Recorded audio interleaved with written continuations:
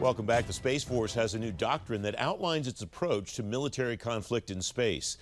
The force will use the space capstone document when it creates future documents and develops training programs in the future. Todd Harrison is director of the Aerospace Security Project, the Center for Strategic and International Studies.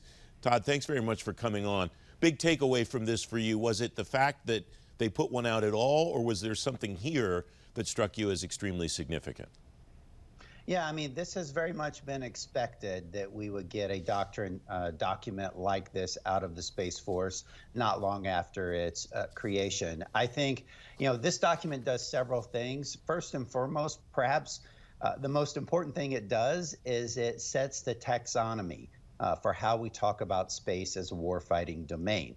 A lot of the document goes through and comes up with definitions and specific terms and what they're going to mean and how they're going to be used that allows space operators to more effectively communicate with the operators in other warfighting domains. And so I think that is actually very essential.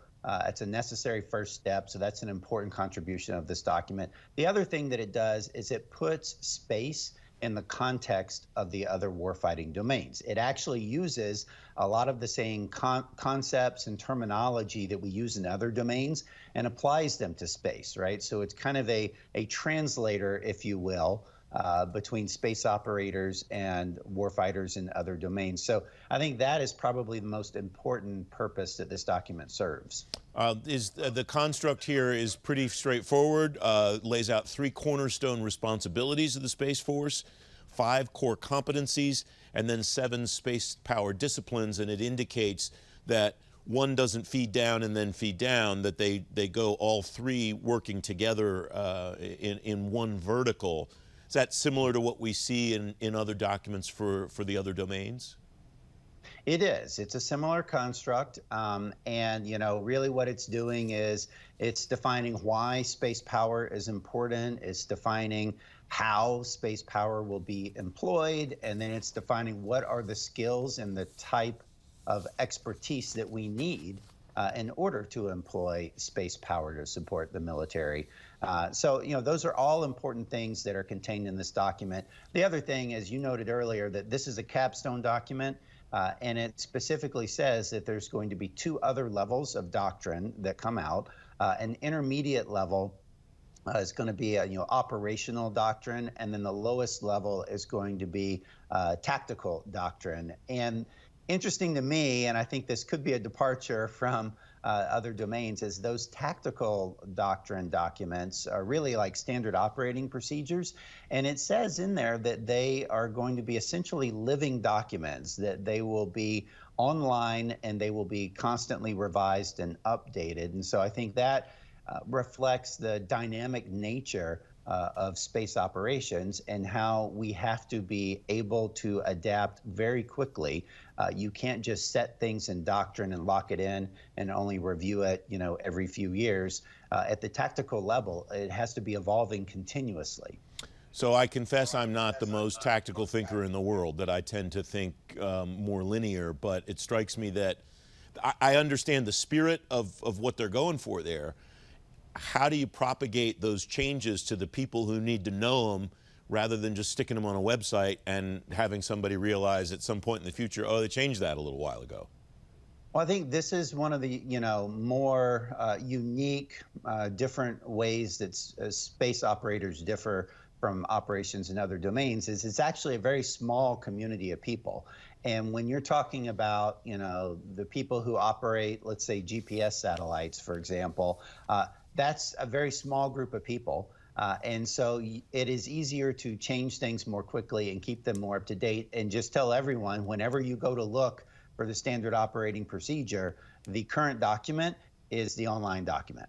And so that's something that you wouldn't be able to do, like in your ground forces, where you've got, tens of thousands of operators out there on the front lines spread across the globe. Space is very different. The operations are much more tightly confined with smaller groups of people. You also have decades of doctrine documents that people would need to wade through in the other forces as well. We talked a little bit, Todd, before we went on the air about the fact that another potential significance here is that if there wasn't a Space Force, we might not see this at all. What's the significance of that in your view?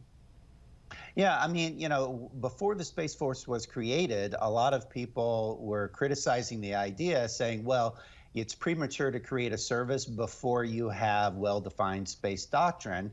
But the argument back was always, well, you're not going to get well-defined space doctrine until you have a service that's dedicated to it. And I think that this is proof of that, that it took creating a Space Force to get this doctrine development process started.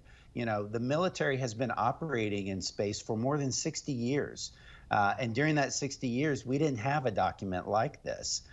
And so this is a reflection of why a Space Force was needed and why it's going to help improve our operations in space going forward. 30 seconds left. You don't think this document would have happened, you don't think this doctrine would have happened absent a Space Force, that the other branches would have been able to agree on it? Am I hearing you right?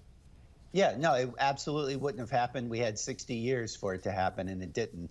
And, you know, while the Air Force did publish some space doctrine documents, if you read them, it's really focused about how space can be used to support the air domain. And that's really traditionally how the Air Force viewed space, as an enabler for air operations. And in reality, you know, space supports all of the other domains, and space primarily supports the land and the maritime domains more than it supports the air domain. So it really took an independent service to get this joint, all-domain focused view of space doctrine.